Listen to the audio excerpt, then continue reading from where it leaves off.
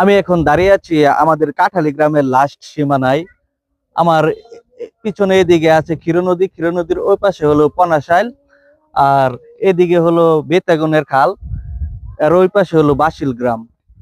আমাদের এই তিনটা গ্রামকে আলাদা করছে এই ক্ষীর নদী। এখন বর্ষাকাল নয়, বর্ষাকালে এই ক্ষীর নদী, আমি যে জায়গায় দাঁড়িয়ে আছি এই জায়গায় পানি থাকে।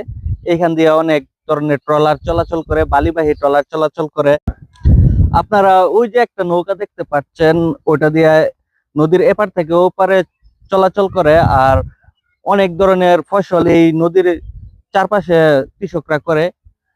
ওইখানে অনেক ধরনের ফসল করে রাখছে কৃষকরা। আপনারা এদিকে যত দেখবেন শুধু ধান ক্ষেত আর ধান ক্ষেত। আমাদের গ্রামের বিশাল একটা ধানের চাহিদা এখান থেকে পূরণ হয়। এখানে প্রচুর পরিমাণে ধান হয়। কৃষকরা এখানে স্বল্প খরচে ধান আবাদ করতে পারে, যেহেতু নদী কাছাকাছি।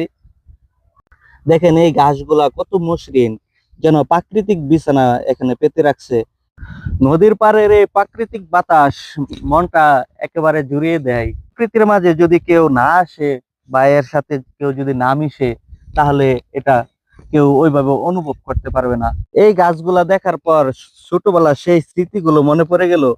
যারা গ্রাম বাংলায় বড় হয়েছেন তারা হয়তো এই গাছগুলো চিনবেন এবং এগুলা নিয়ে খেলাধুলা করে থাকছেন।